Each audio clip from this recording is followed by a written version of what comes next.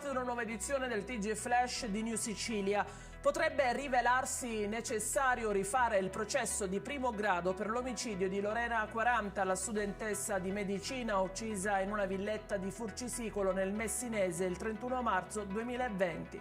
A essere dichiarato colpevole per la morte della giovane originaria di Favara, in provincia di Agrigento, è stato Antonio De Pace, l'ex fidanzato della vittima. L'uomo era stato condannato all'ergastolo, ma adesso la sentenza potrebbe essere rimessa in discussione. La ragione per cui bisognerebbe annullare la condanna è riconducibile a uno dei giurati che componeva la Corte d'Assise. Durante il processo avrebbe compiuto 65 anni, cioè l'età massima prevista dalla legge per ricoprire quel ruolo. A farlo notare è stato l'avvocato Salvatore Silvestro, uno dei difensori di De Pace. Incidente stradale sulla strada provinciale 5 Vittoria Comiso, siamo nel Ragusano, dove lo scontro tra due mezzi, una Peugeot e un furgone, ha causato un ferito.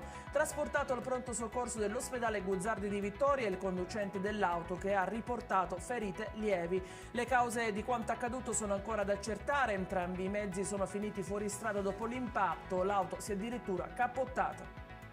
E ci spostiamo a Palermo, dove nella notte un incendio, a quanto pare di natura dolosa, ha coinvolto una rimessa di camion di via Baglio Vitale. A rimanere coinvolti nel rogo sono stati due mezzi pesanti e un escavatore. I mezzi sono andati completamente distrutti dalle alte lingue di fuoco che hanno interessato il piazzale adibito ad area parcheggio nel rione di Bonaggia. Rilievi in mano alle forze dell'ordine, in corso indagini su quanto accaduto. Da una prima ricostruzione effettuata sembrerebbe che le fiamme siano partite da un'auto in sosta.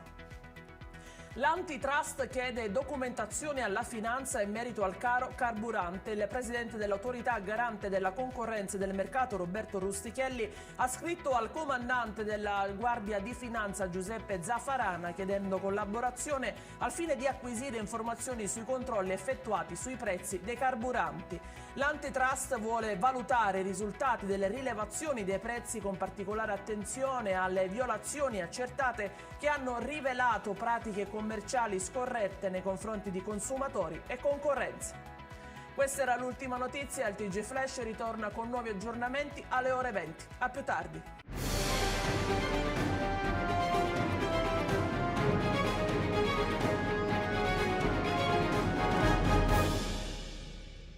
Procar, centro assistenza autorizzato BMW e Mini, adesso anche BMW Motorrad, via George Marshall 7, Mister Bianco, Catania.